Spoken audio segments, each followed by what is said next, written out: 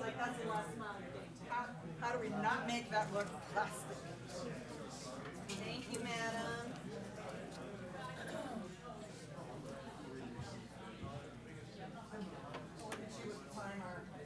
I mean, I have mine down to the second, baby. So. All right, it is 3:00, and all is probably well for the last time because we're going to draw some hard lines here between those who are pro-AI and those who are wrong. Remember, I have receipts. Those who kind of raise an eyebrow at it once in a while and are taking the anti-stance in some way, shape, or form. We anticipate this to be an interesting and revealing time. I'm excited because my very own son-in-law, Jason Jameson, has returned as our AI subject matter expert for year 3. Jason Jameson. So he's going to be our moderator, and what we're going to do is open up, let him take the floor, and we've got it timed so there should be time for some Q&A at the end. And so be thinking about that as you're listening to what we're saying. One thing I'm going to want to know at the end is, was anybody swayed? Did you start in one place and move to another place? And if my comments were the ones that moved you, then that's really the ones I want to know about. The rest I don't care. So, all right. Without any further delay, I am going to pass the floor over to Jason Jameson. All right. Hi, everybody. Thank you.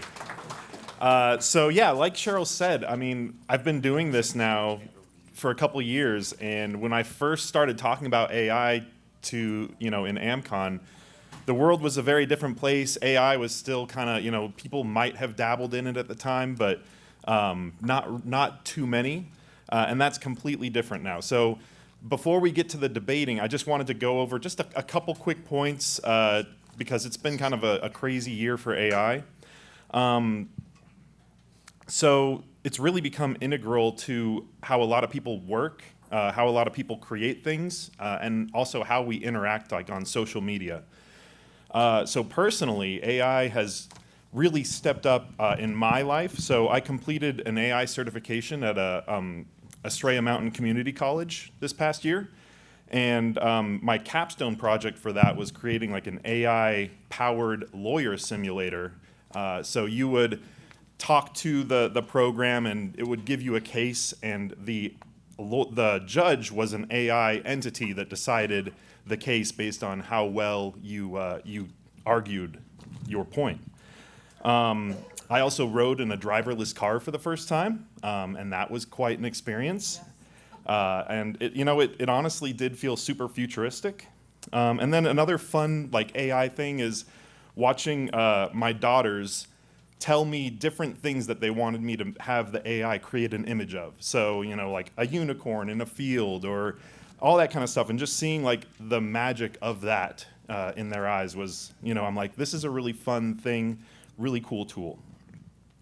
So I wanted to kind of give a few points for AI and a few points against AI just before we start the debate process. So some of the main concerns that I see is data sourcing with the AI models. So where do these AI models get their data from? Is this legally obtained? And is there consent given for the data that they're using? So I think transparency there is super critical. And then another thing is misinformation. We'll see a lot of AI-generated social media posts. Sometimes it's text, sometimes it's images, sometimes it's even video.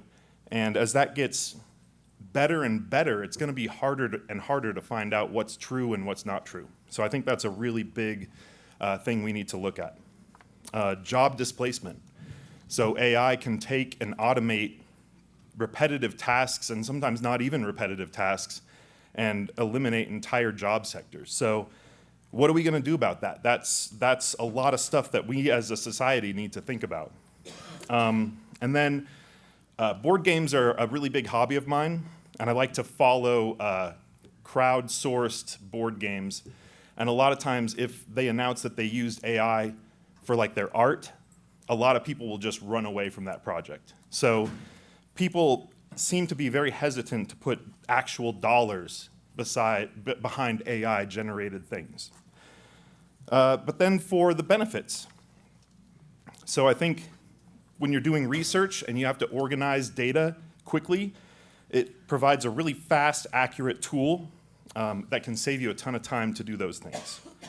And then also automating repetitive tasks. So things that you have to do, very mundane stuff, you can utilize AI to get it done quickly and efficiently every single time. And then empowering creativity. So like I was talking about with the image generation, or just brainstorming ideas, like throwing a topic at it, seeing what it comes back with, and then using that to kind of start down the path of what you want to talk about is just really powerful.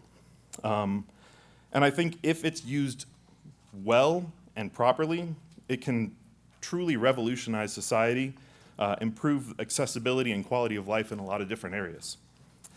So let's get into the debate part of things now. So some people in this room, you might think that AI is a really good thing. You might think it's a really bad thing. You might be in between or not really have much of an opinion. So I don't know if we're going to reach a conclusion at the end of this debate, but I think it's going to, yeah. I brought receipts. Nice. But it's going to be fun to have some people talk it out and hear some good discussion about it. So on the affirmative side of AI, we've got Cheryl Todd, my mother-in-law, from Gun Freedom Radio. She's also Woman for Gun Rights and the Second Amendment Institute. We also have Amanda Suffolk from Women for Gun Rights, as well as Eye on the Target Radio, Realize Firearm Coalition, and the NRA Board of Directors. And then opposing them, we've got Lee Williams, known as the Gun Writer. He served in the Army and was a police officer. He writes for Second Amendment Foundation's Investigative Journalism Project and has been an editor and journalist in several states for several publications. Lastly, we have Mark Walters, the host of Armed American Radio, author of several pro-gun books, including Grilling While Armed, and voted 91st in Talkers Magazine's Heavy 100 of 2025. So the format that we're going to be using today is each presenter is going to get a chance to give their side of the debate. Then we're going to go back, and each presenter will be able to provide a rebuttal. And then finally, each speaker will be able to refute that the opposition's rebuttal. So in the first section, we're going to have 5 minutes for each person to state their case. Then everybody's going to get 2 minutes for their rebuttal, and then another 2 minutes for the refuting. We're going to start with one pro-AI side speaker. We're going to do an opposition speaker, another pro speaker, and an opposition speaker for all those different sections. And Michelle will be the timekeeper. So they're going to get a green card when they're at their 3 minutes. Once they get to minute 4, it'll be a yellow card. Minute 5, it's a red card, and they need to stop. And for the 2-minute segments, green card will go up at 1 minute, yellow card at 1:30, and then the red card at 2 minutes. I'm hoping we'll have some time for some Q&A at the end, because I'm sure you guys would like to chip in and ask questions to the panel as well. Does anybody have any questions? Any of the people speaking? Let's get this on. All right, let's go. Go ahead. Do you think a red card's going to stop Cheryl from talking? Absolutely not. Not going to happen. All right, so That's true. Cheryl, That's you true. can start. Well, I am here today because it has been suggested that any journalist who uses AI tools is by definition a plagiarist. Now, that accusation didn't come from the sidelines. It came from people I deeply respect, seasoned reporters who built careers chasing leads and doing true on-the-ground, shoe-leather reporting. So when people of that caliber level a charge like that, I take it very seriously. But let's be precise. What is plagiarism? It is using someone else's work or ideas without proper attribution or permission. So basically, it is intellectual dishonesty, and some people will use AI in those ways. I mean, let's be fair. It's worth noting that when you spell the word plagiarism, the letter A and I sit right next to each other, smack in the center, right? So, I mean, they might have a point. But while that is funny, I do think that it is irrelevant because AI itself is not a moral agent. It is a tool, not more and not less. And those of us in the firearms community and in Second Amendment journalism know better than most that tools cannot be blamed for human behavior. A hammer is not responsible for how it is used, neither is a pen, and neither is AI. For me, and for many journalists, AI functions the way an editor or research assistant functions. I draft my own ideas. I pour my thoughts onto the page. And then I use AI to polish the tone, tighten the structure, check the facts, and shave off wasted words so that the ideas breathe more clearly. And it is my responsibility to check those facts, right? And then I read every line. I still own every argument. If AI cuts something I want kept, I restore it. If it suggests a phrasing that rings false, I delete it. The voice, the convictions, and the decisions remain mine. Look, time matters, especially for those of us who volunteer our working hours to causes we believe in. I am a full-time volunteer Second Amendment advocate, and my husband and I own a business.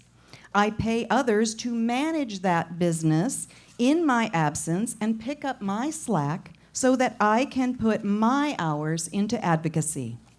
Every minute I save on editing is a minute that I can spend mentoring, organizing, or showing up for people in real life. That is stewardship of time and talent, not theft. AI is also an information gathering tool. It helps me confirm facts, which protects my integrity.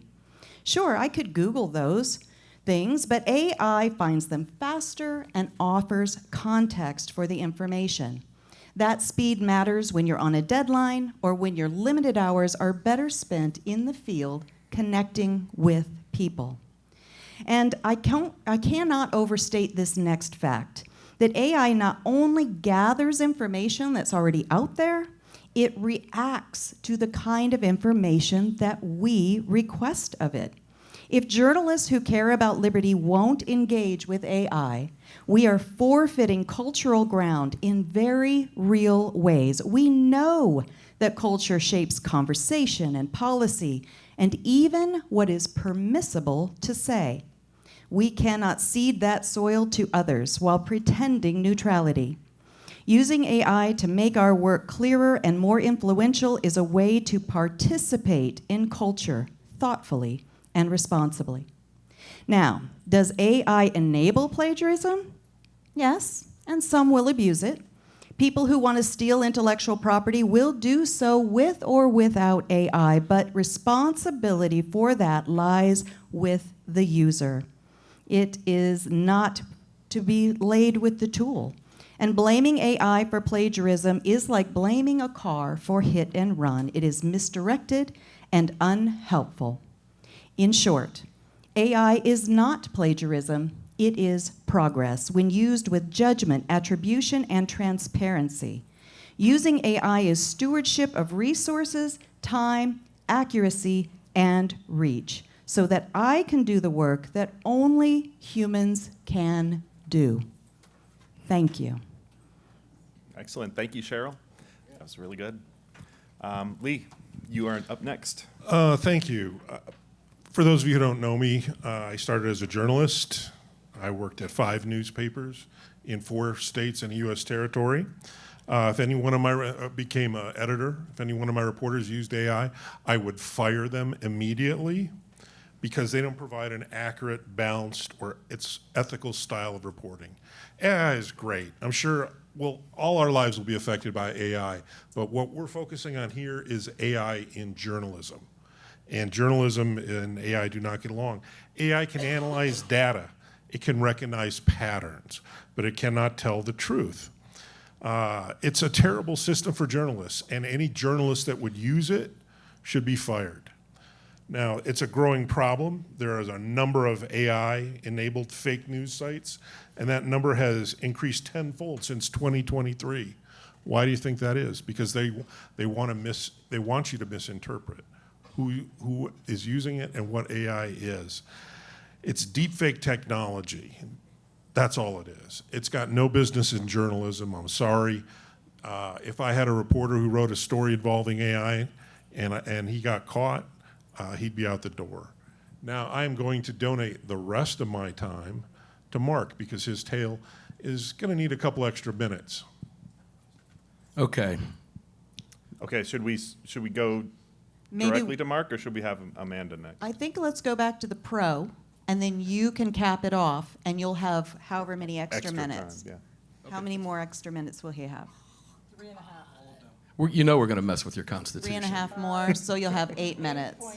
8.5 minutes. Is that okay, Mark? Yeah, that's perfect. Yeah. Okay. Because I actually need 18. But She's doing math on paper with a pen to get to 8.5. I just wanted to write down 8. Good. Liberals use calculators. Good for you. I'm just saying. She didn't just write down 8.5. She wrote 5, 3.5, line 8.5. I love it. Senator, All right. you're taking my time. Right? No, it's my time. That's at least 30 Amanda's gonna seconds. go next. I go next. Yep. Yep. Stopped it. Yeah. Stop. God help me. Go. All right, go ahead, Amanda. Let's go. Okay. In my lifetime, I heard an engineering story once that said that there was a guy who had a development, and it was a clock, and it was a clock that had numbers, and those numbers rolled. And he took it to Switzerland, and he said, "I've got this amazing digital clock, and I want to bring it to you because the Swiss make clocks." And he was told in a very snotty tone, "Clocks have arms. And because your clock does not have arms, it is not suitable to us, the Swiss, the watchmakers. Be gone with you." So I want us to do a survey. How many watches are in this room? How many people are wearing watches? My goodness, it is more than I expected. It really is. Because typically when you do that survey, it is less than 10% of a room now. Because people use their phones. So of those people who have watches, how many of them have hands? Okay. Your hand versus its hand. Okay. So just to know that, but that was one of the things.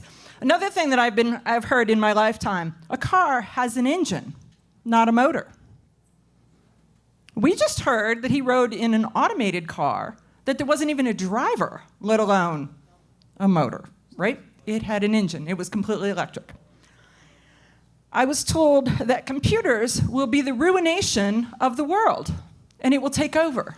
And there will be computerized cops and computerized dogs and computerized whatevers, right? So to summarize that, to give you the fourth point, AI is dangerous.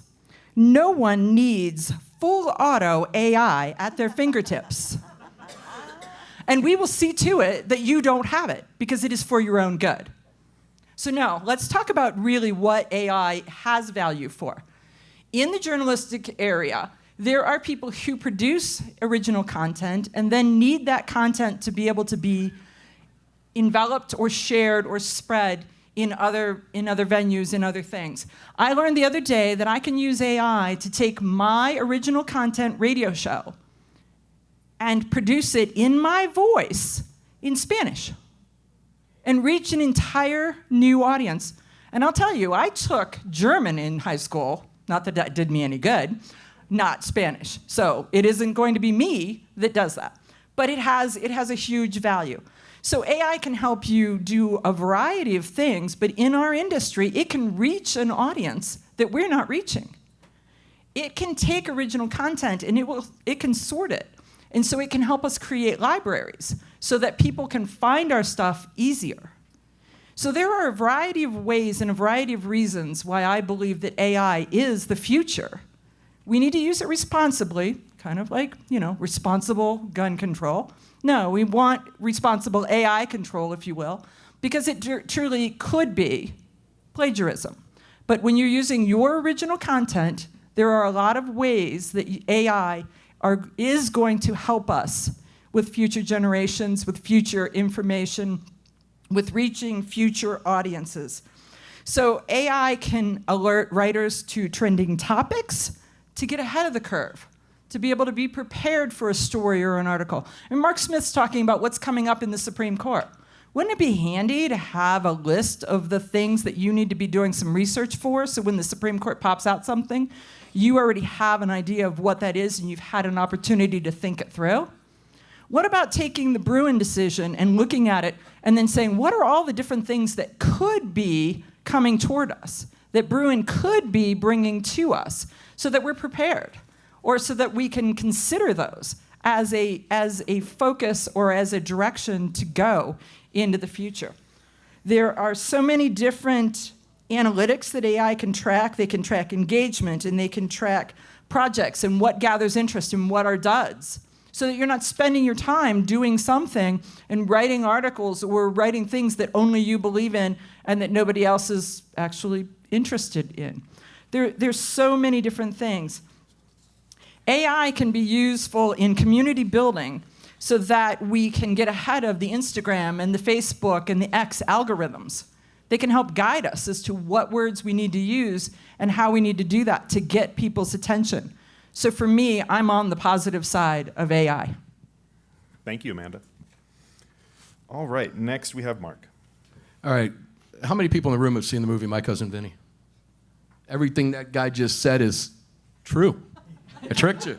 It's all true. I'm going to take you back in time, May 5th, 2023, my birthday. Cinco de Mayo. I have a fun birthday. 8:30 in the morning, I'm in my studio. Just woke up, get a phone call from Alan Gottlieb. How many people in this room are married? Right? It dawned on me, it's 5:30 in the morning on the West Coast. Why is he calling me? Now, it's kind of akin to my wife calling me when I'm in a 3-hour different time zone at 3:30 in the morning after 25 years of marriage. Come November, she ain't calling me to say, I love you, honey, miss you. She's pissed at me or something's wrong. So I said, Alan, what's wrong? Why are you calling me at that time of day? He proceeds to tell me the following story. Freddie Reel, journalist at AMMO-Land, everybody familiar with Freddie? Okay. Had been using ChatGPT to do research on the Second Amendment Foundation, Alan Gottlieb's case against the Bob Ferguson, the State Attorney General. And here's what it sent back to him. Certainly, when he asked for the complaint, AI said, certainly, here's the complete document, United States District Court, Western District of Washington at Seattle. Alan M. Gottlieb, individually and as founder and executive VP of the Second Amendment Foundation, plaintiff v. Mark Walters, an individual defendant. Case number 223-EV-00555. Complaint. Plaintiff Alan Gottlieb, individually and as founder of the Second Amendment Foundation, brings this action against defendant Mark Walters for breach of fiduciary duty, fraud, and other claims arising from Walters' misappropriation of SAF's funds and assets for his own benefit and his manipulation of SAF's financial records and bank statements to conceal his activities. Plaintiff alleges as follows. And let me slide through here because I have it on my computer screen.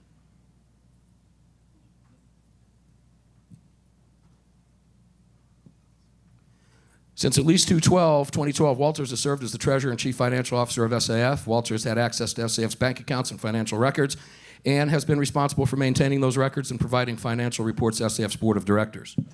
Specifically, Walters has embezzled and misappropriated SAF's funds and assets for his own benefit, including by using SAF's funds to pay for personal expenses such as vacations, gifts, and clothing without authorization or reimbursement. This is the actual complaint that went to the journalist.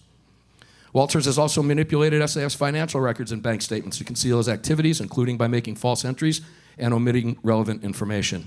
In addition, Walters has failed to provide accurate and timely financial reports and disclosures to SAF's leadership, thereby hindering their ability to oversee the organization's financial operations and make informed decisions. As a result of Walters' misconduct, SAF has suffered significant financial losses and reputational harm. Plaintiffs believe that Walters' misappropriation of funds is in excess of $5 million. Now, I could go on, But in the essence of time, I'll stop right there for now. I told you I brought receipts. I was livid, to say the least. After speaking with Freddie Reel and an attorney, I have to move quick down the time path. On June 5th, after speaking to a number of attorneys, none of whom are in this room, so I can say this, I am still enjoying laughing at their lack of legal knowledge for the bullshit they published about my case and what was going to happen, including many who are professors in law schools across the country. I sued OpenAI, the manufacturer, or ChatGPT. Case became known as Walters v. OpenAI, the world's first defamation libel suit against a chatbot in the history of the earth, ever, in the history of our known universe. Within 24 hours, I was on the front page and second page of every major publication across the country, including every single tech publication, and I continued to fight ChatGPT and blew back three of their requests for dismissal, their request to move it to federal court. I beat them at every twist and turn, thereby pissing off a lot of lawyers who had to keep changing everything they were writing in analysis of my case as time went by, because I should have never gotten that far. During that process, 2 years later, I'm going to fast forward you to June, well, it was June. 2 years later, I'm going to fast forward you to May 19th of this year. After 2 years fighting OpenAI in court, on May 19th, the judge sided with OpenAI, and I lost my case. I was glad the case was over because I was sick of fighting it. However, every single blogger in this room, my case hinged on my being a public figure, which of course they were able to prove because of what I do and who I am, nature of my job. Dating back to the Sullivan New York Times case, I won't get into all of that, but it has not caught up, defamation and libel has not caught up to the digital age yet. OpenAI could not deny anything that said about me, nor did they even try, because they couldn't. We had the printed document, so did they. It said I stole millions of dollars from the Second Amendment Foundation, and under Georgia law, only one person outside of me has to see it for it to be deemed defamation or libel. One person saw it, that person was a journalist. It was published when they sent it to the journalist. None of that was disputed in court. I should have won the case hands down. But the judge sided with OpenAI because I'm a public figure, and based on the fact that I'm a public figure, even though the information was completely false, I've held none of those positions at SAF ever, I've stolen nothing from them. As a result of that, because I'm a public figure, I could not prove actual malice and therefore could not claim any damages. As a result of my case, and when we come back when I have some more time, I'll let you know, because the best article I've seen written about the results of my case came from Talkers Magazine just 2 months ago. Every single one of you in this room who are bloggers had better make a determination as to whether you're a public figure or not. Because as of right now, because of Walters v. OpenAI, you can thank me later. Sorry. But at least we have answers, and this is what we need to know. This is the positive outcome. Anytime any one of you open up ChatGPT, you're going to see disclaimers in there today. It's a direct result of my case because of what they had to say, because they knew that because it relied on this. Some of the stuff we might spit out will be pure bullshit, is basically what they're telling you. That means how much time? You have 2 minutes. Okay. So they knew that going in. They were not about to settle the case with me because, like me, they wanted legal precedent. The world needed to know a result. Now we have a result. So you have to ask yourself a question in this room. Are you a blogger? How many bloggers in here? How many YouTubers in here? Right? Anybody public speak about this at all? Anybody comment in forums? Anybody write about this in magazines? Are you a public figure? According to my lawsuit, you are. And you would all better be damn careful about this technology. Now, I will throw this out to you. I use AI. I do not use ChatGPT. I still can't bring myself to use it. I use Grok. I have Meta sunglasses. Hey, Meta, what am I looking at? I have all that cool stuff. I have used AI for research for my introductions for my radio shows. And like Cheryl was talking about, I agree with both these beautiful ladies. They're both great friends of mine. And we all use AI now. We can't help it. Sometimes you use it and don't even know you're using it. Like when you're Googling. Don't think Google's using AI? They are. Okay? But the problem with AI is it can now get away with this officially. Now, part of my case also hinged on the fact that Freddie didn't publish it. Freddie didn't have to publish it. It was published when it was sent to him, and only one person outside me saw it. But that didn't matter to them and to the court. Judge Tracy Cason, if anybody wants to write her a nasty letter, go right ahead. Now, she was super nice. I have no problem. I respect the court's decision. The problem that we have here is, as a result of Walters v. OpenAI, this case was debated in legal circles and in every law school around the world for 2 years, and will be for many, many years to come. As a result of this, everybody in this room had better be very, very careful and very cautious and understand what they're getting with AI, because right now, you have no recourse. If you're deemed to be a public figure, you have zero recourse, so be very careful. Wow, that's terrifying. Thank you, Mark. Yeah. I told you I had receipts. I got more You coming. definitely have receipts. The Okay. jury's still out, though. Hold on. All right, so it's time for rebuttals. So, Cheryl? So all we really have at the end of the day is our reputation, both personally and professionally. And what happened to Mark is absolutely horrifying and inexcusable. There are dangers and pitfalls. And as I said, that what happened to Mark is so unacceptable. And if it hadn't have been for who he is and the wherewithal that he has and the relationships that he's built with Second Amendment Foundation and so forth, in order to push back, it could have cost him everything, right? But there have been many improvements in the functionality and the technology of what the cool kids are calling Chatty B, right? Chat GPT. He's still not going to use it. But the point is that, you know, if we hold fast to the same standards that we have always upheld, you know, citation for borrowed ideas, disclosure when the work leans heavily on AI, and strong editorial oversight, then AI becomes an accelerator, not a replacement. The problem isn't fully the technology. Sometimes, apparently, it is, but with how it is practiced. And we've walked this road before. As Amanda said, the printing press, the telegraph, the internet, each provoked alarm, each forced change, and in every case, skilled journalists didn't disappear. They adapted. They sharpened their craft. And those who clung to the old ways were not vindicated. They were left behind.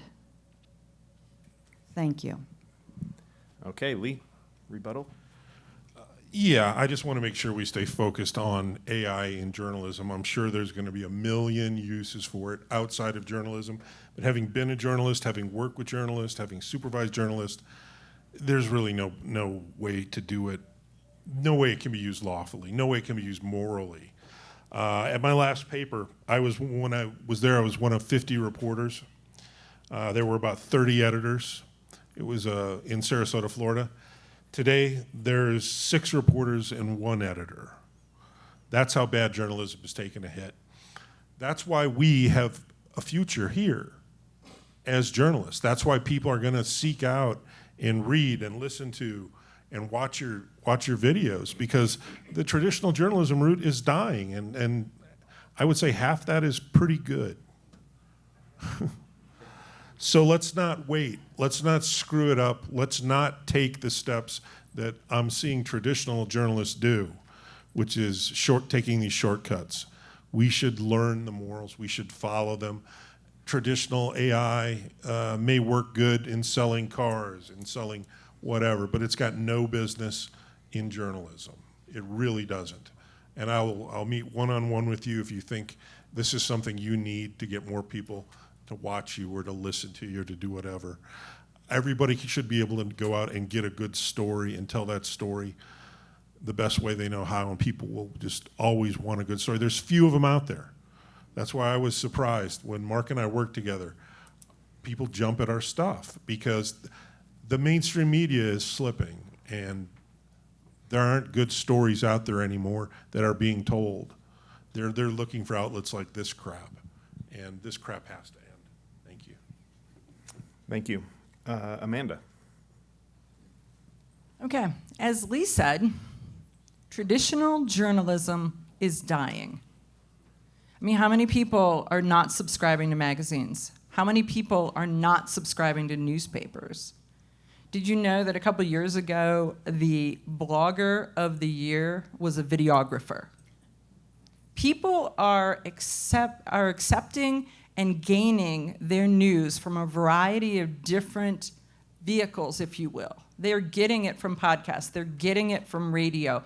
They're getting it from video. They're getting it from the written word. But all of those are how they ingest their information and how they ingest their news.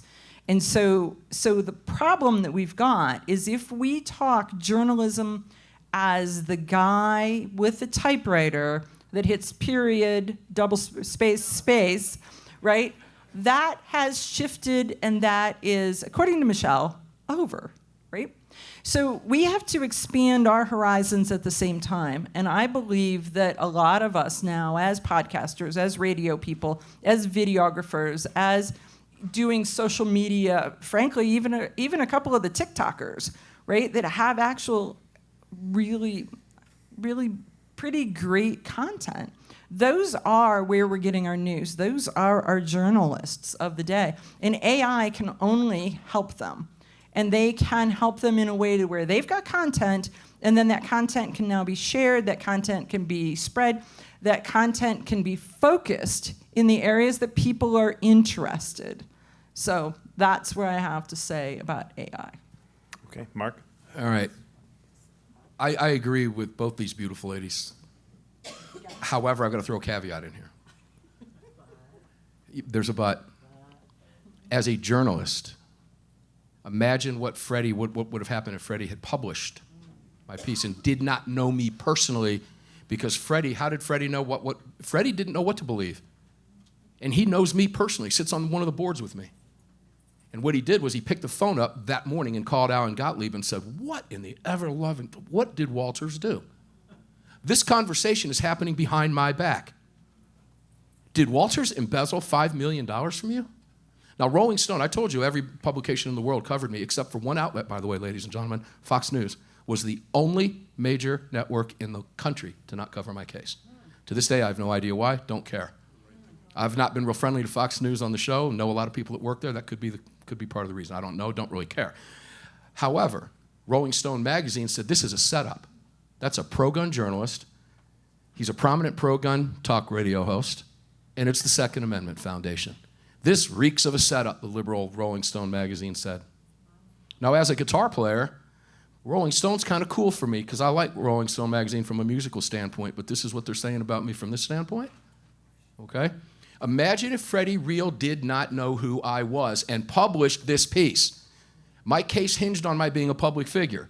Now, I mean nothing to nobody who's not a public figure, but it hinged on this, apparently, according to Judge Tracy Case on Gwinnett County Superior Court. I stand a hell of a lot more to lose as a public figure whose reputation is on the line than Joe the plumber, who nobody knows. My sponsors will bail. My livelihood will end as a public figure. I'm the person that should have the protection. So I circle this back to what Amanda said about whether or not journalists can use it. Journalists can use it, but they have to do their due diligence. 1 minute? You're done. I'm good deal. Okay. I do have information for everybody afterwards during question and answer that I want you all to hear that you need to know. That's outside the scope of the debate. Fantastic. Okay, Cheryl, your final. I'm going to close where I began with responsibility. AI offers enormous potential to free our time for the uniquely human work of journalism, empathy, investigation, and civic leadership. To reject it wholesale because of the risk of misuse is to accept a false dichotomy, progress or integrity. We can do both. Plagiarism is a human choice, and so is stewardship. Use AI poorly, and you abuse a tool. Use it with standards, transparency, and a professional rigor, and you expand your capacity to serve the public. I choose stewardship.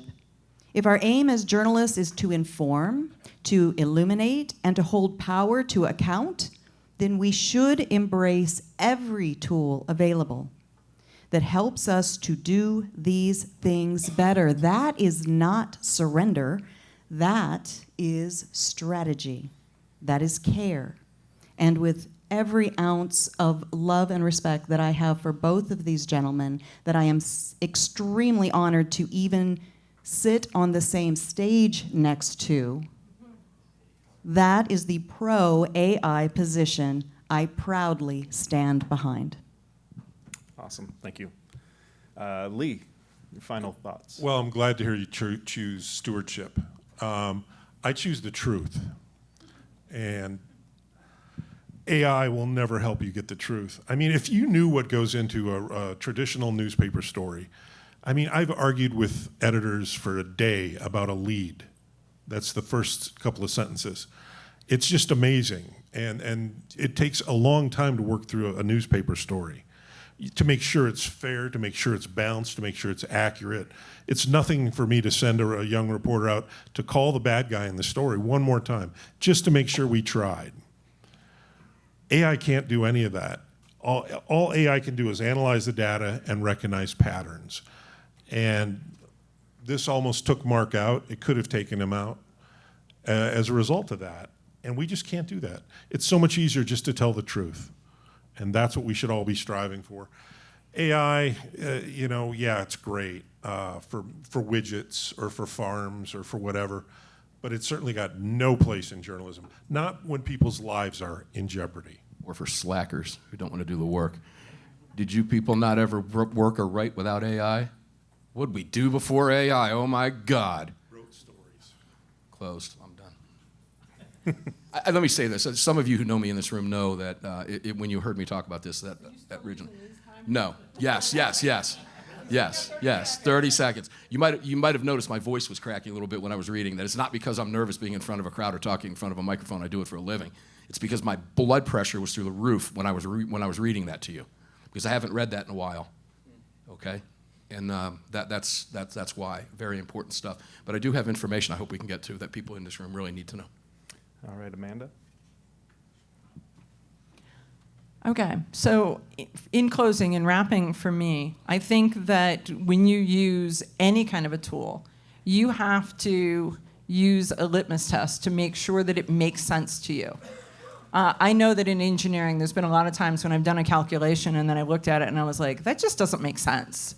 It just doesn't meet the, is it right or is it wrong? Is it in the right scope? Is it 10, 100, 1,000, that kind of a thing. And I think that we have that same responsibility when we're looking and reading and researching something using AI, because we do have to, as Cheryl said in her opening, use facts and do fact checking, do our own fact checking.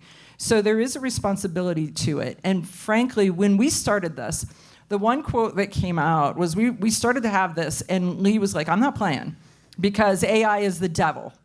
And we were like, no, it's not. And he's like, oh, yes, it is. And I was like, that doesn't persuade me.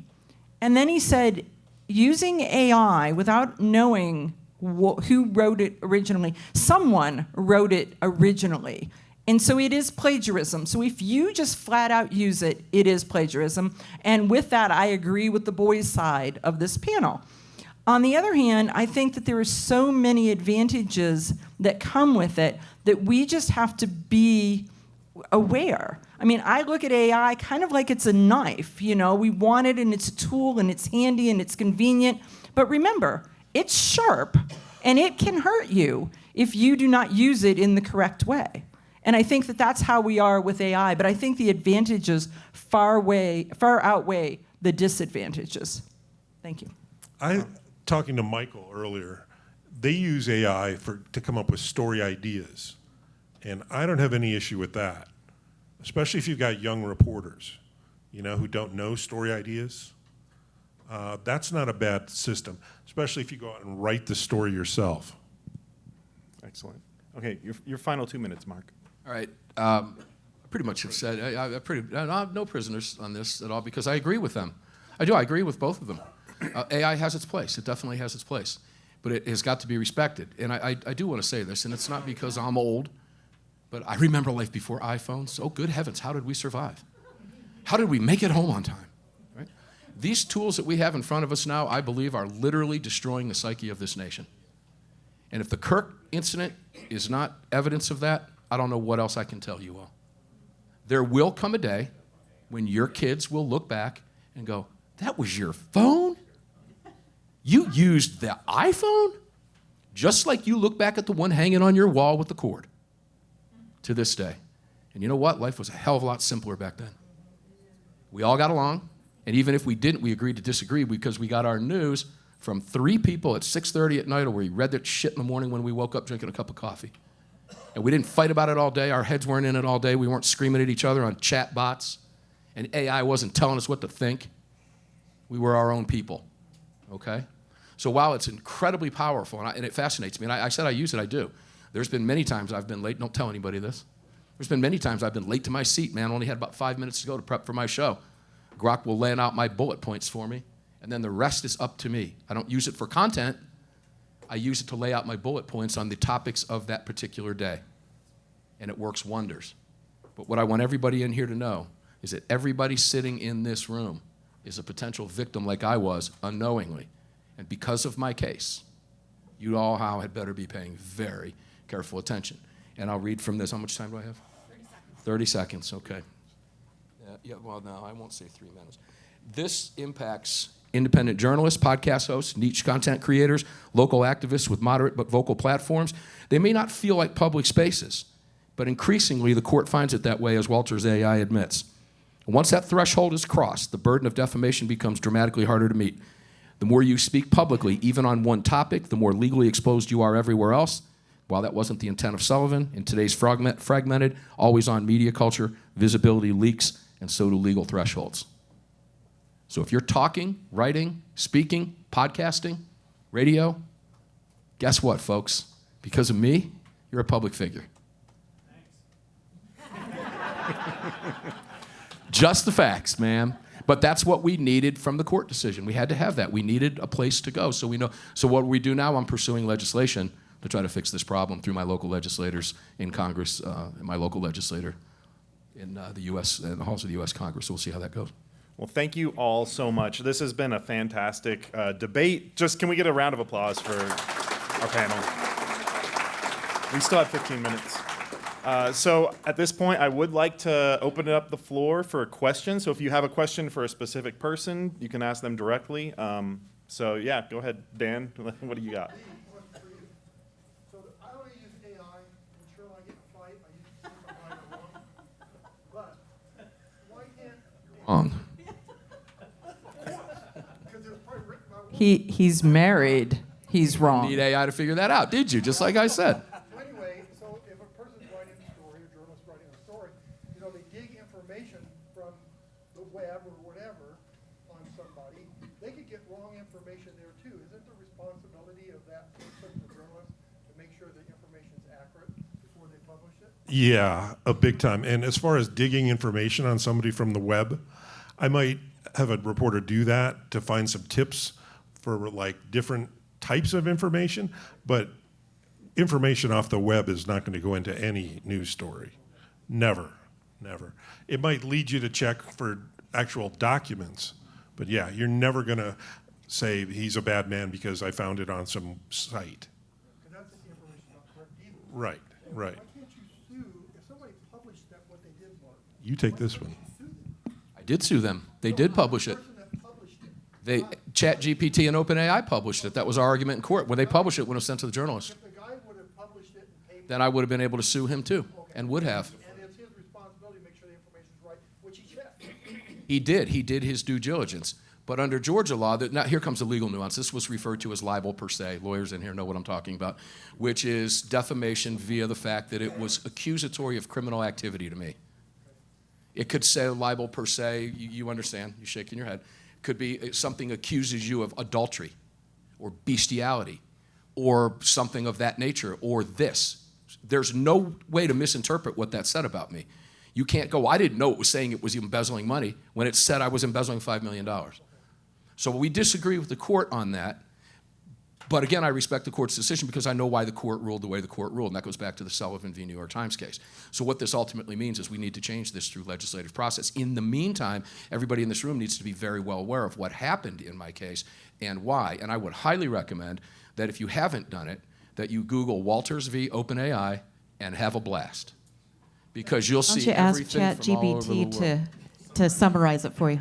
I can't, they know who I am and they know my IP address. So if I go in and ask that, you can do that on my behalf. But and something interestingly, during depositions, guys, this was rather interesting, a little bit off topic, but when the depositions were over, the lead attorney came up to me and he said, he was a really cool guy, and he said, man, he said, cameras are off, everything's off record. He said, I've been dying to ask you this question, because he was actually a fan of my show. He had listened to me for a number of years. And he said, I want to get your take on the MGM Grand. And I said, why are you asking me that? He said, because I was their lead attorney at the MGM for the MGM Grand. So we started talking about that stuff. I mean, these guys were in tune with what it was. And I do want to say this, how come I didn't appeal? We estimate they spent at least $2 million. Understand, I sued the single most powerful people on earth, the richest people on planet Earth. I sued Bill Gates and the rest of them. And the reason it didn't go to federal court was because they would not disclose their other owners. They would only list them as LLCs. And to move it to federal court, the judge said, no, I need the owners of those LLCs. Those owners of those LLCs did not want their names disclosed in my case. So they actually allowed it to go back to, remanded back to state court, which is not where they wanted to be. Because if we had gotten past that dismissal, we were going to a Gwinnett County jury, and I guarantee you I'd probably be sitting on my yacht right now. Okay? Alan Gottlieb would have told you that I would have been his biggest donor. We're going to let another question. We're running low on time. Sorry. But thank you. Thank you. So the only person that I really support is Lee, because if you're doing anything important and you rely on AI, you are setting yourself up for failure and a lawsuit.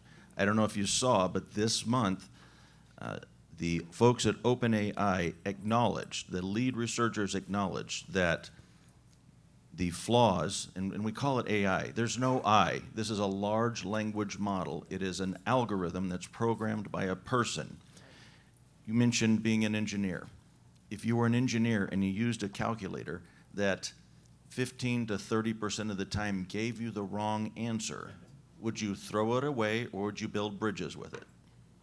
Exactly. Okay, so they have acknowledged that the false information, and they call it plausible but false information that the LLM is producing is not a flaw, it's a feature mathematically, meaning they acknowledge they will never, ever get rid of it. So throw the calculator away. If you want to use advice, if you want to use ChatGPT, which is a large language model, it is not intelligence, it does not hallucinate. You punch in information and it gives you plausible but false information a significant percentage of the time. If you want to use that to produce your TikToks, go ahead. If you're an attorney, if you're a journalist, if you're a doctor, if you're an engineer, if you are using it for anything that matters and you are relying on it, stop doing it. You're going to get sued. Sam Altman, their CEO, was quoted in my lawsuit when we amended it because he said, we trust its output less than anyone else on earth. And that was their CEO. All right, next question. Thank you. So my question is for the pro AI side, which happens to be two lovely ladies, which I was actually surprised because men are like 75% more likely to use AI versus women. I was thinking the same thing. Yes, so I was surprised by that. So this is especially important because as women, it's predicted that traditionally like pink collar jobs or jobs that are more female-dominated fields are actually predicted to be 3 times more likely replaced by AI. Does that change your view of AI as a woman? It does not, because the genie's out of the bottle. It's going to do what we allow it to do. And just like I was saying, when the printing press came out and the internet came out and the clocks changed and stopped having arms and hands, we adjusted, we adapted. And we have to look at it as opportunity to expand ourselves and to move into new areas. And, I think that people are always going to need people in some capacity. And so let's allow automation to free us up in the ways that it can so that we can better serve each other. But no, that does not change my opinion. Amanda? I'd like to address it too. So when I went to engineering school in there were 4 women in the entire engineering college, right? So I'm not sure that I'm pretty sure that there were 4 men in the nursing college. right? I'm not sure that there really is pink jobs. I think there's jobs that are choices. And I personally own a chainsaw, a miter saw, a gun, I ride a motorcycle. So I think that jobs are choices. And I think that technology can be used, and so picking those things. And then, but if you're saying that, oh, because I'm a girl, I need to be in this field, no, I don't buy that part of the argument. I understand, and they say that, what is it, statistics lie and liars, whatever that is, something, and use statistics. You know, you can make it say what you want it to say. So, yes, lies, damn lies, and statistics. Okay, I've got, just in questions, him, then Mateus, and then Jared. Yep. When Lee Williams writes an article, at the bottom of the article, you sign Lee Williams. Cheryl Todd, when you do your article, would you sign it Cheryl Todd and AI? Well, because when I was getting my master's degree just a few years back, I was actually instructed to use Grammarly, which is an AI-based editing program. It just rolled into, now I use ChatGPT, ChattyB, helps me out in those exact same ways to help polish. I am a comma-crazed person, apparently. I had no idea that if I take a breath, then I put a comma there because I write how I speak. And so I don't feel that I need to accredit the editing software. I'm open to ideas if people feel that that is more appropriate. But it doesn't write anything for me. It takes the exact words I wrote, and maybe it reorders them for me, or something to that, gets rid of my commas. But it came out of this brain. God love it. God love me. So, thank you. So when you are reading an article or any type of anything that's on paper, is there a way for you to know and find out that AI was used to generate that piece? No. No. Not that you can trust. Now, there are some giveaways. You can, if you look at, if you've ever done it, you can read some of it and you can see the mistakes it makes. For a journalist, you can pick it out in 5 minutes. Yeah, You can 3 minutes. tell. The voice is all wrong. Yeah. If you've ever asked it to write a book, a lot of people will use it to write a quick little book.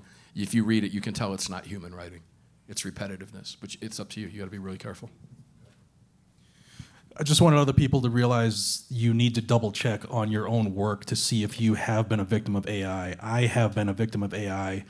There was a YouTube channel that was created a few years ago that literally stole every script I've ever done, word for word, and put up an AI-created animation over it.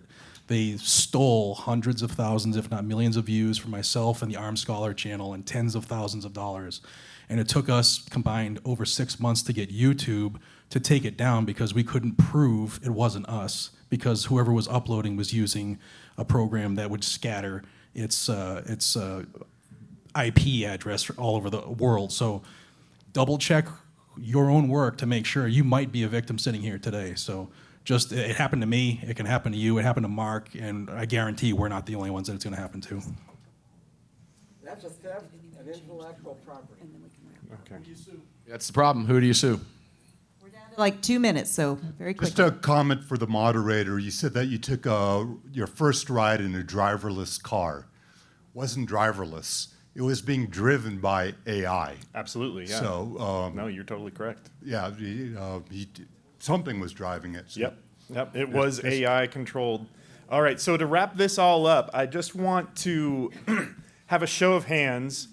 If anybody had an opinion or something in their head changed because of the discussions today about AI.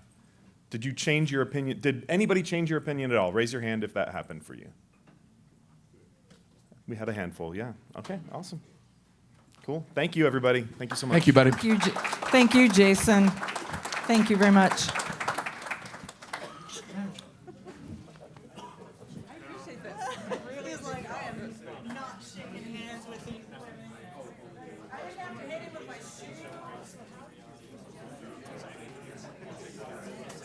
That was phenomenal. I loved every second of it. Thank you to Jason so much for being an awesome moderator.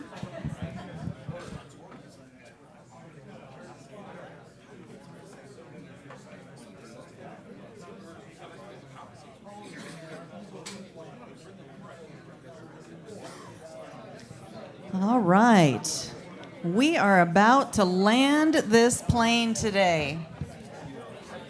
And I know there's going to be a lot of discussion this evening out in the hallways. You're probably going to want to grab Mark. Probably going to want to grab Mark and learn a little bit more about his experience. Man, I thought I had a freestanding mic for a minute. I was going to rule the world, and Amanda just took it away from me. Anyway, use this time to connect with each other, to connect with the experts, to connect with the people that have been there and done that. And, we don't get to see Mark Walters in real life person every day. So definitely, if you get a chance to learn more about his story, take that time and do that. All right, we have one more speaker before we break, and there's a great mixer tonight. I think it's upstairs. Am I correct about that? So I know everybody's going to be eager to get to that as well. So I don't know, somewhere. I thought I was told it was upstairs, but let's ask ChatGPT. One of those. And let's ask it. Okay, our keynote speaker, Michael Schwartz, he's going to talk about walk softly and carry a big podcast. Michael A. Schwartz is the founder of San Diego County Gun Owners PAC, the Orange County Gun Owners PAC, Inland Empire Gun Owners PAC. I'm seeing a theme here.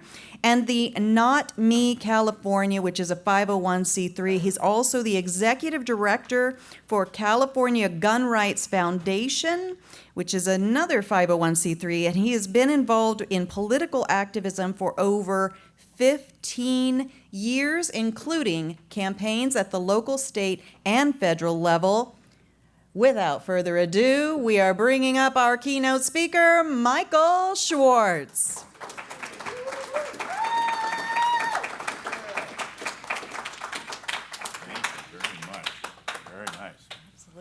What an awesome intro. I just want everybody to know that I only use AI for segment ideas and then research, write my script, actually perform it, edit it, and produce it. But I draw the line right there.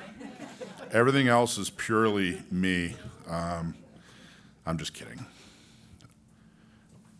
All right, let me just pull this up and then we're going to get started. Everybody ready to get it started? Hey, Charlie, I need an assist. How do I make it go up there? All right, we're gonna hit this. Nope. Oh, no? I want the PowerPoint up there. We're gonna hit this. There it is. There it is. Okay. Walk softly and carry a big podcast. You know, last year was my first conference, my first GRPC and AMM-Con. And I was so impressed. It was in San Diego, and I just loved it to death. And John Petrolino and Charlie Cook were like, hey, man, you got to go. This is such a great thing. And it really, really was. And then this year they said, hey, we want you to come and talk. And I was like, well, where's it going to be? And he said, it's in Utah. And I'm like, absolutely. People in Utah, when they think about Second Amendment and gun rights, they immediately think, we need more Californians. So I said, I will absolutely get a whole van full of people and come from San Diego and show you folks what a great job we're doing. And I know every time you think to yourself, how do I get more gun rights? Where are the Californians? Well, we're here. So we're going to run this thing like a Californian show. First thing, obviously, we want everyone to, of course, acknowledge that we're doing this on stolen land. So everybody could please acknowledge that. Second is I do have a stack of vegan recipes for carne asada burritos. I want you to pick one of those up on your way out.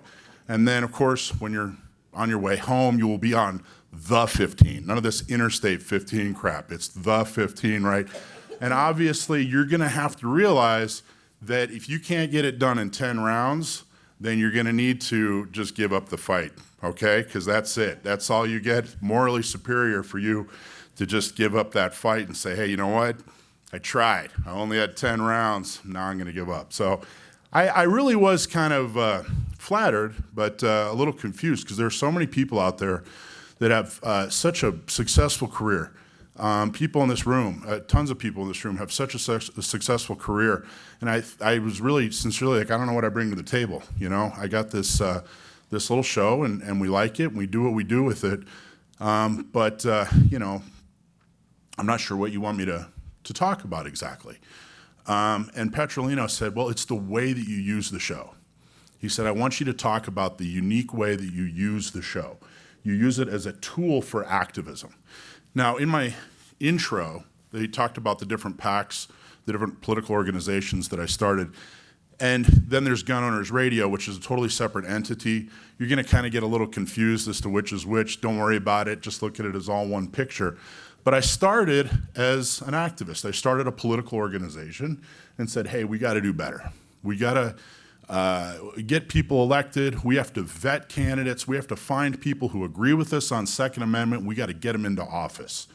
You know, we've been doing a lot as far as lawsuits and education, but we are really, really lagging when it comes to good old-fashioned roll up your sleeves activism, which means getting people elected. It means you know, having an impact on public policy, on culture, and getting people elected. True grassroots. So that's what we started doing. About a year and a half into it, somebody came to me and said, hey, I got a buddy. He's got this radio show. We want to do a gun show, but neither one of us know anything about guns.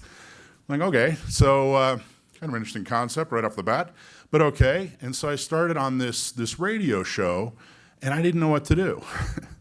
I have a face for radio, but I'd never really thought about radio as a career or whatever. It just wasn't it wasn't in the plan. I didn't really know what to do. So I started looking around to see what other people were doing in podcasts. This was 8 years ago or so. And I started looking around, figuring out, okay, well, what are other people doing? And some of it resonated, but some of it were things that I didn't really feel comfortable doing. I certainly didn't need to reinvent the wheel. There are people out there that were doing a far better job of what would I bring to the table? And I decided that as an activist, what I was doing, you know, talking to elected officials and vetting them, you know, and helping them get elected and helping people, you know, holding them accountable, having conversations with them, that's what I brought to the table. That's how I wanted to use Gun Owners Radio. So basically, I wanted to help pull back the curtain, you know, and rather than have a private conversation, you know, let's get that conversation out in public. You know, hey, candidate, where do you stand on this issue? Why do you stand on this issue? Is the world a better place because people can own and carry firearms? Don't just tell me, you know, put it on tape, you know, tell the whole world. And then, oh, by the way, when you make the bad decision, we're going to hold you accountable, not just me and a phone call or in a text, but we're going to get you on camera. We're going to make you explain yourself. And oh, by the way, you know, these are the folks that are doing something good for you. Let's get that out in front of the camera. Let's get out in front of people. And these are the people that aren't doing anything good for you at all. So that's the way we started to use Gun Owners Radio. I wanted to use it as a tool for activism, rather than a show where when we report on things that happened, but what we try to do is get out in front. We try to make the story and then put it into the podcast. You know, this person's running. Here's why we like this person. This person's running. Here's why we dislike this person. This person made a statement or a vote, and here's what actually happened. You know, here's what they actually said behind the scenes. Okay, you're running for office. What do you actually believe? You know, do you really support us? Are you doing the things it takes to win? So that's how we started to use it. Now I want to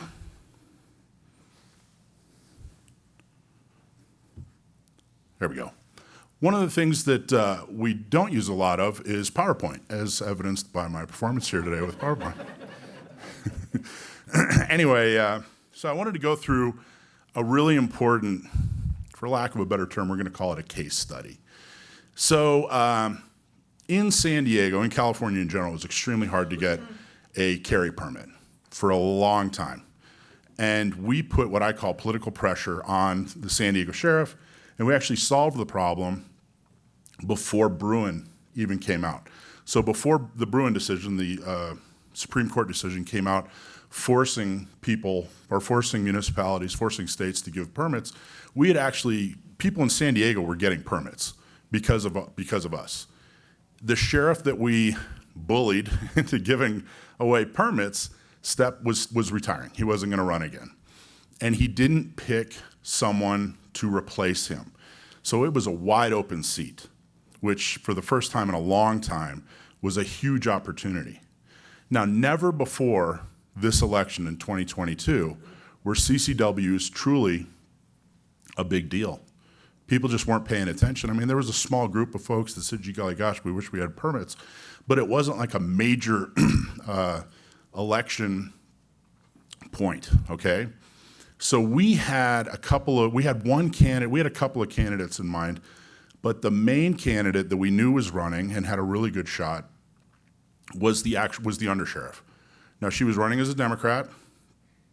Her name's Kelly Martinez.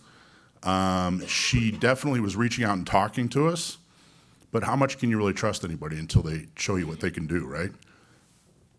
So then, the December before the election, the Republican Party of San Diego had their Christmas party, and I went to their Christmas party. And there were hundreds of people at this Christmas party, and there was this buzz. The Republicans had finally found a candidate to run for sheriff. It was already pretty late in the game, but they found somebody. And he was a former Marine, and he was an attorney, and they were so excited. I said, great, there could be an opportunity here. Maybe we get to endorse both a Democrat and a Republican, and it turns into a can't-lose situation. And I was excited to meet him. And everybody was excited to introduce him to me. Hey, he's a Republican. Looks like you get to endorse a Republican. Isn't this fantastic? Okay. So we got to know him a little bit. And I decided to do more than just questionnaire research. So we don't just send out a questionnaire, and say, hey, where do you stand? And then, trust wherever they stand and then look to see if they have an R by their name and then endorse them. That's not how we handle it. I started doing real research. I started talking to the people I'd formed relationships with that had inside information on exactly who he was and where he stood. And I actually went back to the Republican Party and said, hey, I want to have him on the radio show. They said, yeah, it's a great idea. I want to do it before you guys endorse. And they said, yeah, no problem. And I want you to have him call me because I have some real serious questions on some of the things I'm finding in his background. Whatever. Okay. So he came on the show, and he decided not to call me. So I decided, all right, I'll give him a fair shot. Let's have him interview. And here we go. Oh. Charlie, yeah.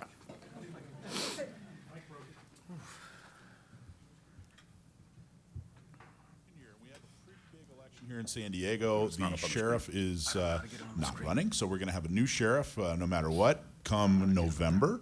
So we have a candidate here, Mr. John Hemmerling. How you doing, John? I'm good. How are you doing tonight? Doing well. Okay, so you're running for sheriff. What do you do currently? I'm currently the chief prosecutor in the city of San Diego and in our city attorney's office there. Okay, and you're what was the catalyst? What made you run for sheriff?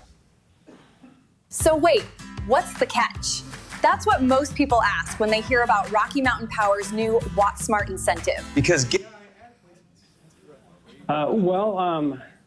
let's see why I'm running. It's a really good question. And first off, I want to thank you for allowing me to come on the show and speak tonight. The sheriff's race in 2022. It's about public safety. It's ensuring that we're electing the person who cares about the community we live in, who cares about supporting victims' rights instead of the criminals. Someone who will push back on with everything that I have against defunding the police. The sheriff is everywhere in our lives. They run large patrol in large portions of the county. They run every jail. They're in every courthouse, every court. Okay, so far he hasn't said anything that applies to the Second Amendment in any way on a gun show at all. He's saying a bunch of little platitudes that he's convinced that we're gonna respond to. But what do we care about? We care about the Second Amendment, right? So let's keep listening. And again, John Hemmerling, former Marine. He was a colonel, retired colonel, tough as nails. He's not answering the question, is he? Building, they serve process, they serve restraining orders, they do evictions. But why you? Like, why did you step up to run? Well, I think it's important. Like I said, I think it's important that we finally get a chance and an opportunity for input. Who wants to be sheriff? I mean, it's been 30 plus years since we've had a non-incumbent election, you know, and I think that there's an opportunity for change. I mean, I bring that change, whether it's leading prosecutions in my office, my experience working as a beat cop, or just the leadership that I bring as a retired Marine colonel. I'm well suited for this. And then, as you said, you know, the current sheriff, he's not running, he's retiring. It leaves an open seat. So so it's be the right person. Obviously, we're a gun show, San Diego County Gun Owners, we're a gun organization, Second Amendment organization. What makes you pro 2A? Okay, I didn't pause that. I didn't pause that. That's how long he took to think about. Okay, let's keep going. Well, I think that's another good question. You know, for one, you know, I'm very familiar with and comfortable with firearms. I spent my whole life around them. And it's not only being a kid growing up in the Midwest around them, but my father was a retired cop after 25 years in Kansas City, and I spent 30 years in the Marine Corps around this. So, you know, I'm a strong supporter of the Second Amendment. And in what way are you a supporter of the Second Amendment? Like, what have you actually done to support the Second Amendment? Like, what does that mean? Everybody, Hillary Clinton says she's a supporter of the Second Amendment. Nathan Fletcher was a Marine, and he says he's a supporter of the Second Amendment. What have you actually done? What can people sink their teeth into? Well, like I said, I think it goes back to my whole life history, things that I've done. You know, you know, you're right. Nathan Fletcher was a Marine, but he wasn't a retired Marine after. Nathan Fletcher is years. a local politician in San Diego that was horrible on everything. You know, so I know the importance, you know, of having a strong amendment.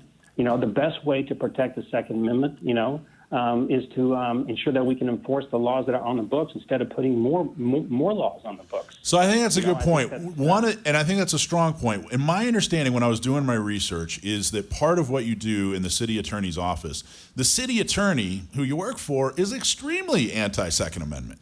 I don't mean kinda. Like, she shows up at anti-gun rallies and is the key speaker. But that's not you. You work for her, so I'm not going to put all of her faults at your feet. But one of the things that she's done and is known for is the gun violence restraining orders. Where do you stand on gun violence restraining orders? Well, I think that you know, it's a good question. You know, and I don't know if because I don't want to speak for her and say that there's some kind of strong you know, Second Amendment feelings that she may or may not have, because I'm not in her head. But I think that you know, like it's been said in a lot of places, that there's no unlimited right to this. Right. Second Amendment. I mean, Here we go. Plenty of laws out there. Here we go. That didn't take long. My specific question is, what do you think about gun violence restraining orders?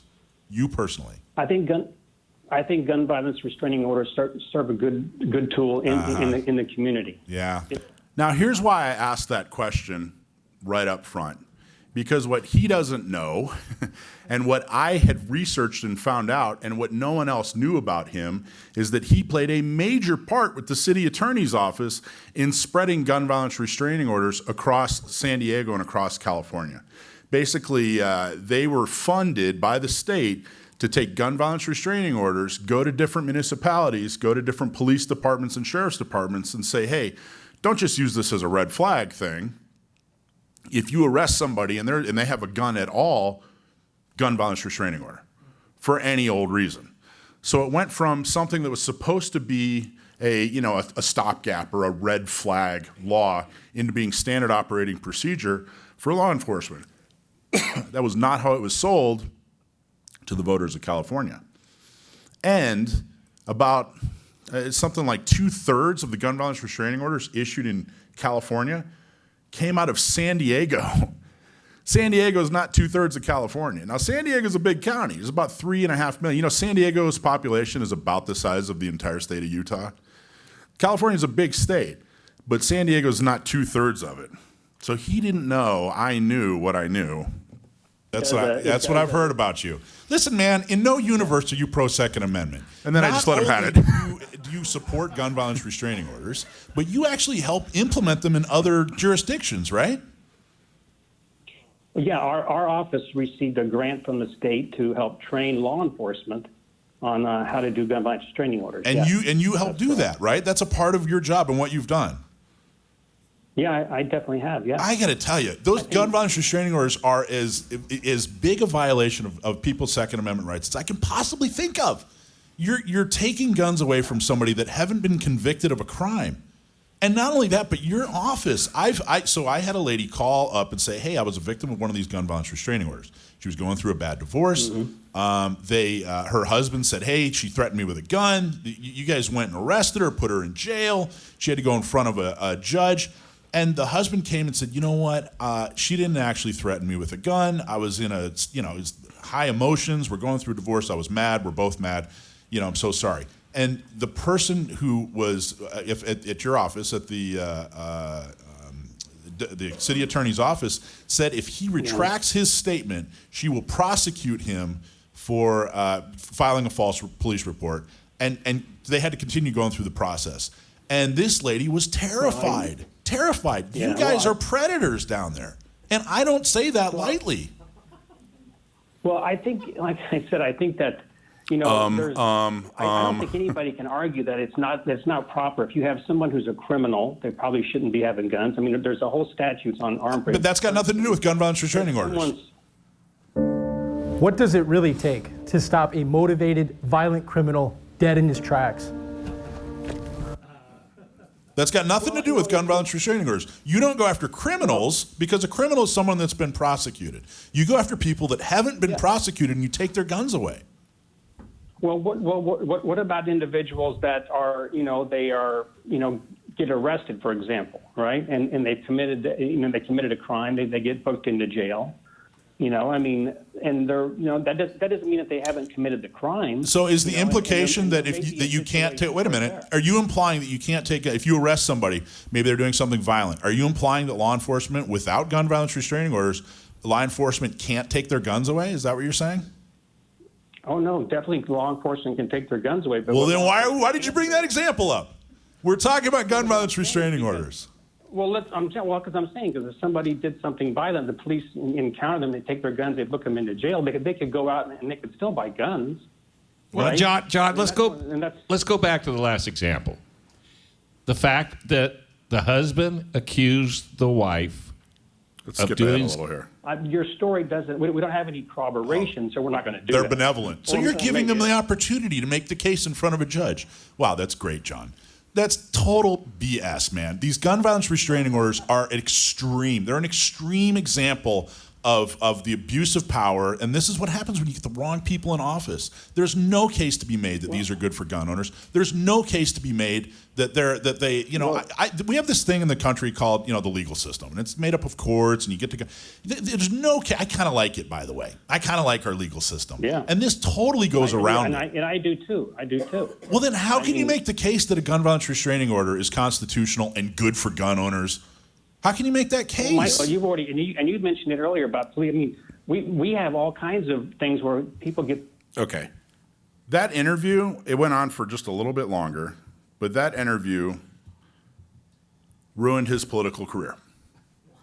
Ended his political career. Now, this was somebody who was Charlie. Can I get in? This was somebody who had everything going from by any measure, he should have been the next sheriff of San Diego County.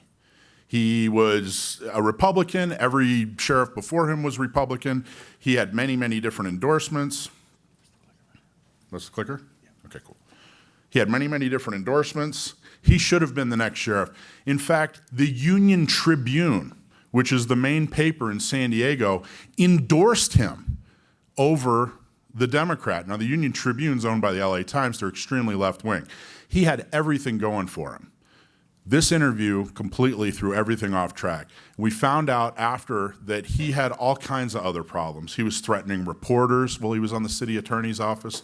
He actually had to get his hand smacked by his boss, who was an extreme leftist Democrat.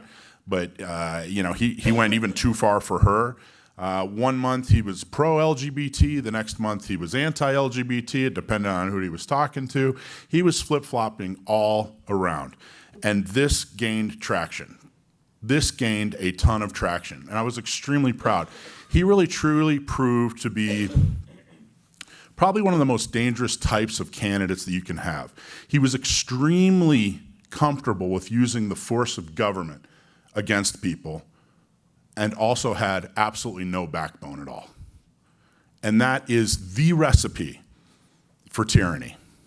This guy was absolutely horrible. And there really weren't, it kind of fell down, party lines. All the same conservatives, all the same conservative groups endorsed him. All the same left-wing groups endorsed the Democrat. Meanwhile, we continued to talk to the undersheriff, Kelly Martinez. We continued to vet her. We continued to look at her past history. We continued to hold her accountable. And she was starting to make sure that they were issuing more and more permits. It went from about 150 a month. Well, it was 0 a month before we got it changed. And then it was about 150 a month, and she was bringing it up to about 300 a month. And she was implementing, and she was doing exactly what she was supposed to do. And when she would go on an interview, she'd call me up and she'd say, hey, you know what, Mike? Philosophically, I understand where I stand on this, and I generally agree with you, but I want to make sure I'm getting the nuance right. Can we have a conversation? And I'd sit there with her on the phone and talk to her for an hour, and make sure, okay, well, here's the two sides, or here's, the language we prefer, but what do you think about it? No, yeah, I see what you're saying. Meanwhile, this guy was flip-flopping all over the place. And I got a ton of heat, by the way. Every Republican was mad. You really started seeing how people vote. Hey, I'm an R, I vote like an R. Hey, I'm a D, I vote like a D. Going into November, I was pretty nervous. I wasn't quite sure what was going to happen. We really stuck our neck out there. And it's easy for me to stand up here and say, hey, we're nonpartisan. We don't care about Republican versus Democrat. But, people feel pressure. We really stuck it out there. So what happened? Well, this is an article from the Voice of San Diego. Voice of San Diego is a publication in San Diego, which is very left-wing. They are no friends to gun ownership. They're actually fairly good when it comes to journalism. I shouldn't give them too hard of a time, but they don't have a conservative bent in any universe. And they went out there and did this article. There are actually a few different publications that did articles as to, hey, how do people vote? They'd stand out in front of polls, talk to people, who'd you vote for sheriff and why? And they interviewed this guy. Martinez was also the first choice among most of the Republicans and independents I interviewed. Several conservatives also cited Martinez's endorsement by San Diego County gun owners as a motivating factor. And then they interviewed this 52-year-old guy from Lemon Grove with a big old, Uncle Sam hat on, which I think this guy's awesome. And he basically said, hey, look, I think she's the best shot we got when it comes to Second Amendment. Now, this is a huge victory just going into the election in the fact that people are paying attention to our organization and they trust our organization. They know we're not R or D. They know we're just 2A. They know that we're going to tell them the truth. They know that we're going to shoot them straight, no pun intended. And so not only were they paying attention to our organization, but they were also, for the first time in San Diego history, CCWs were a true issue in San Diego politics, which, again, had never happened before. Well, she won. She won, and there's a lot of statistics I could show to prove that we definitely had an impact in that race and probably won that race for her. But one of my favorites is this was when it comes to the governor's race. So I wanted to compare and see, what other county-wide race was there and how does it compare to this county-wide race, the sheriff's race? Well, at the time, there was this pure governor's race going on. In other words, there was a Republican who had absolutely no name ID. So if you were going to vote for him, the only reason you're voting for him is because he had an R by his name. And then there was everybody's buddy in the gun community, Gavin Newsom. And if you're a Republican, you're not going to confuse Gavin Newsom for your guy, right? So what I'm saying is this was kind of a pure R versus D race. So if you looked in San Diego at who voted for the governor, all the Republicans voted for the Republican, All the Democrats voted for the Democrat. There was no appeal for Republicans to vote for the Democrat and vice versa.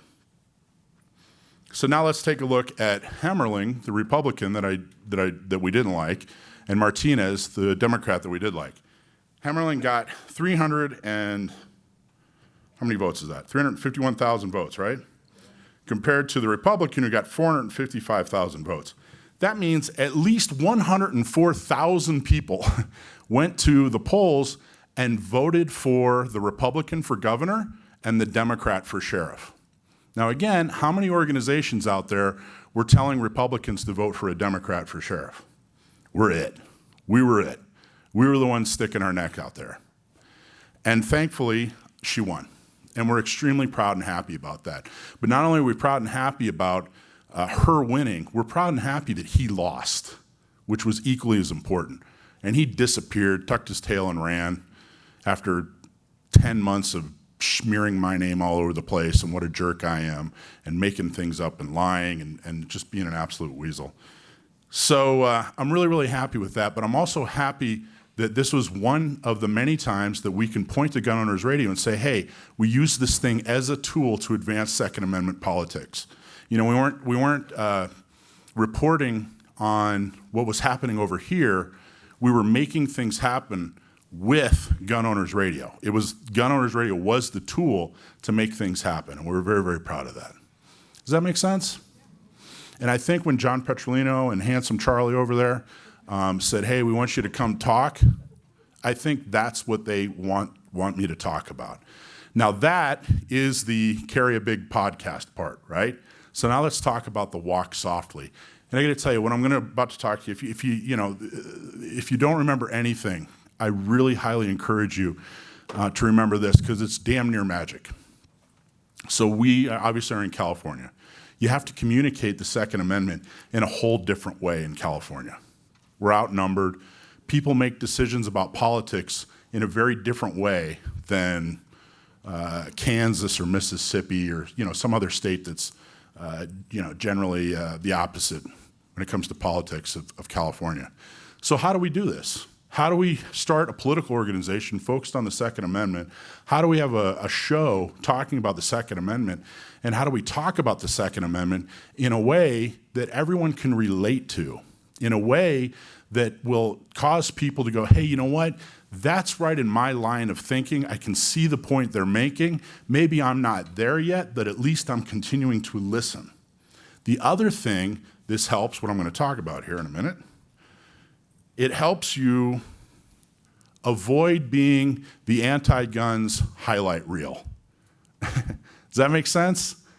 What I didn't want to do is misspeak and misrepresent the organization and the community that I love because I said something that could be so easily taken out of context and distorted.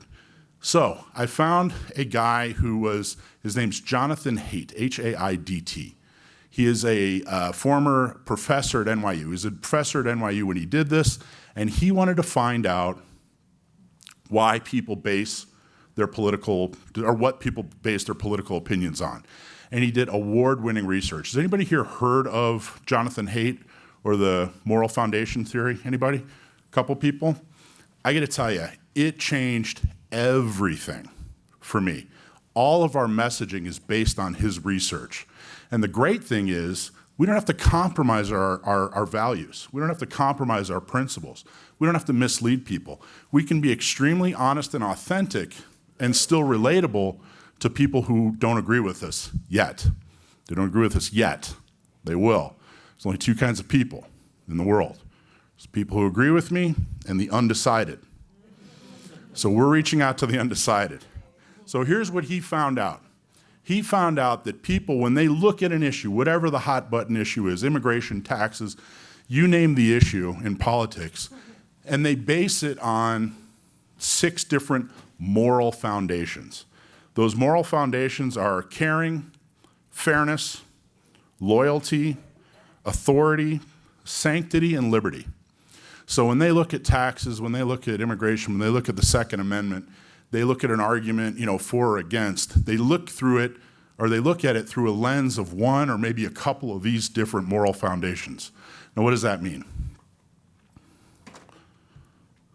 So, an example of authority. If you're looking at an issue and you're basing it and you're looking at it through authority, okay, that would be an argument like, well, because the Constitution says so.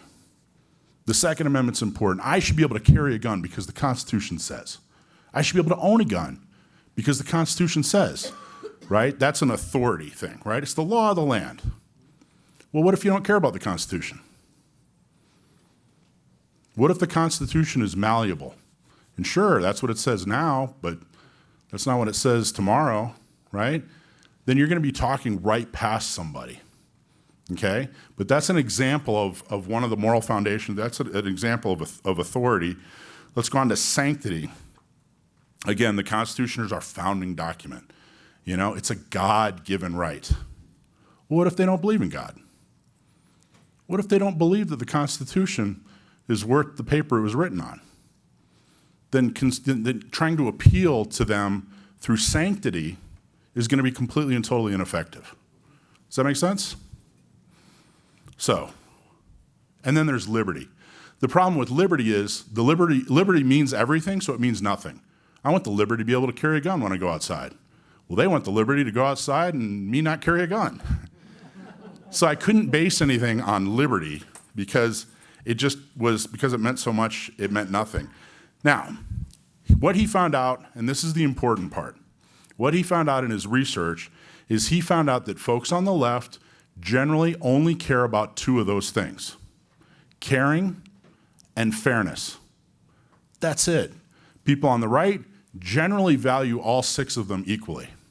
So they care about authority and sanctity and liberty, but they also care about caring and fairness. So what do? We base everything on caring and fairness because that's relatable to everyone, right? People on the right, caring and fairness. People on the left, caring and fairness. Now, what does that look like? Well, we care about single moms. We want them to be able to defend themselves. It's not fair that only cops get to carry guns so they can defend themselves, right? That's caring and fairness. The first time I realized that this thing was working and would work is right after I read it. I read his work, and I highly encourage you to read Jonathan Haidt's work, and at least the Wikipedia page, but check out his book. Phenomenal. And I thought, come on, it can't be this easy. And there was an argument online going on. There was an influencer who just harvested a mountain lion, and she was holding it up. You know how hunters hold it up so they can show you how big the mountain lion is? Well, it looked like she was cuddling it. There's a little bit of sexism there, too. If it were a guy, he wouldn't be cuddling it, but because she was a pretty girl, people were enraged. Oh my gosh, she's cuddling this dead animal that she just killed. It's horrible. So I picked somebody out, and I said, hey, I got to tell you, she's not cuddling it, but what's more important is, this is a part of her heritage. This is who she is. This is her family. This is how they connect. This is what they do. This is, and I went caring and fairness. And immediately, this person who wanted to run this hunter out on a rail was like, I hadn't really thought about it that way. And it's not going to immediately turn people to your point of view. But it'll do two things. It'll keep that avenue open because they're undecided. Okay, number one, they'll continue to listen to you. And number two, you won't end up on the enemy's highlight reel, right? They won't be able to, if you're talking about caring and fairness, they're not going to be able to villainize you.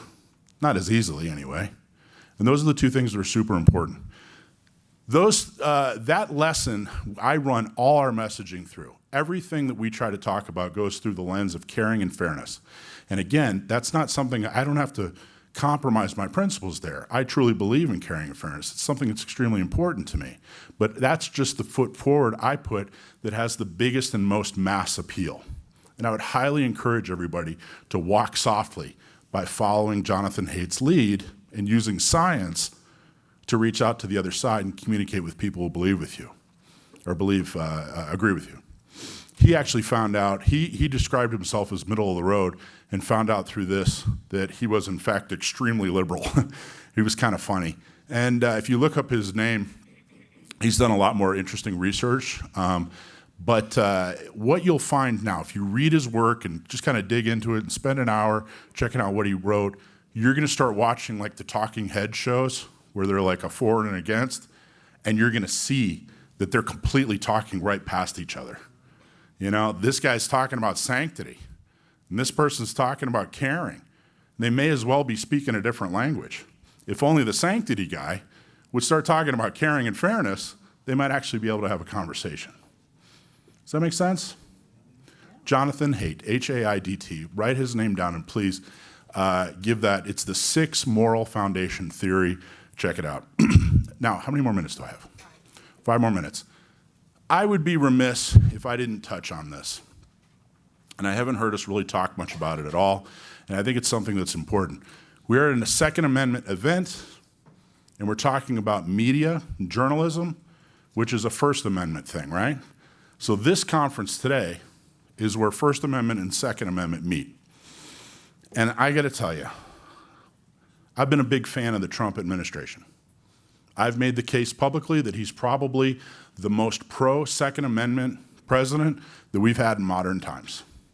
Doesn't mean he's perfect, but he's done a really good job. The messaging, the people he's appointed and put into office, they've done a fantastic job. There is a lot of noise coming from the Republicans in the past week that I think is completely and totally inappropriate and against the First Amendment. I think that it's something that we in this room need to stand up for. And I know a lot of people are letting their hatred for Jimmy Kimmel get in the way. It has nothing to do with him. I don't care about that guy in any way. I don't care about late night comedians at all, frankly. But what I do care about is the chair of the FCC started making threatening statements. I don't care if it actually led to what happened to Jimmy Kimmel or not. That's irrelevant. Completely put that out of the subject. What I'm asking you to care about is the fact that the head of the FCC said, hey, we're going to start clamping down on speech, and we're going to threaten people's licenses if they continue to go down that road. If you're pro-Second Amendment and you're in this room as a journalist, I'm assuming you're pro-First Amendment as well. And I'm here to hope to convince you that the FCC is to the First Amendment as the ATF is to the Second. And I'm not saying you have to throw your support of Trump out. I'm saying to continue to strongly speak about the First Amendment. And if you haven't made your mind up on it, or if you've supported what they've said at the FCC in the past, I'm asking you to make this weekend the weekend that you change your mind and vigorously stand up for the First Amendment, whether they have an R by their name or not. Does that make sense? Thank you all very much for everything that you do.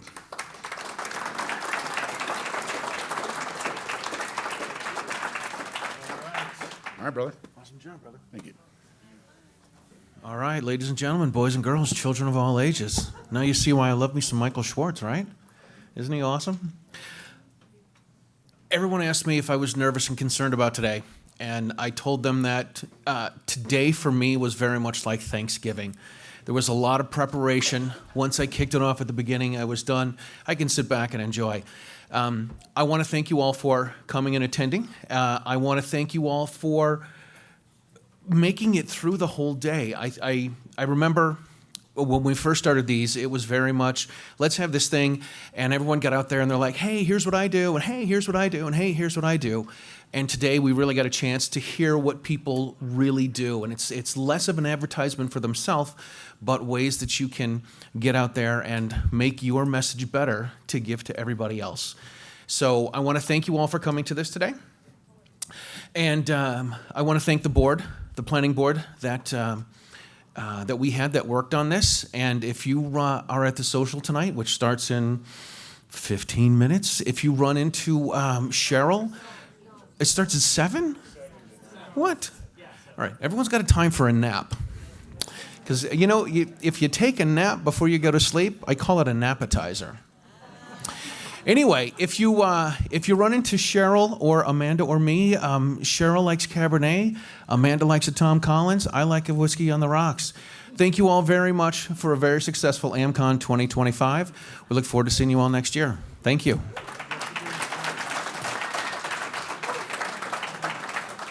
All right.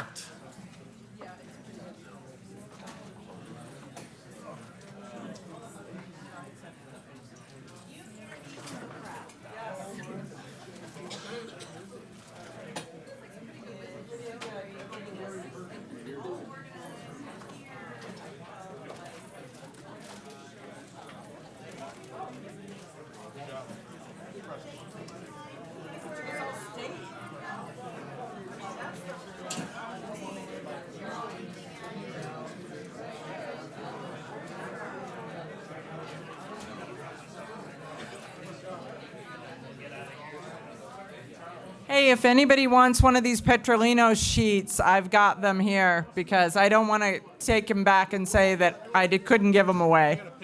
I'll have one. Yeah, that's good. So if anybody wants one.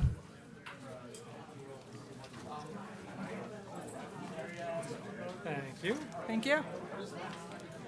That's his fact sheet. So as an example of a fact sheet.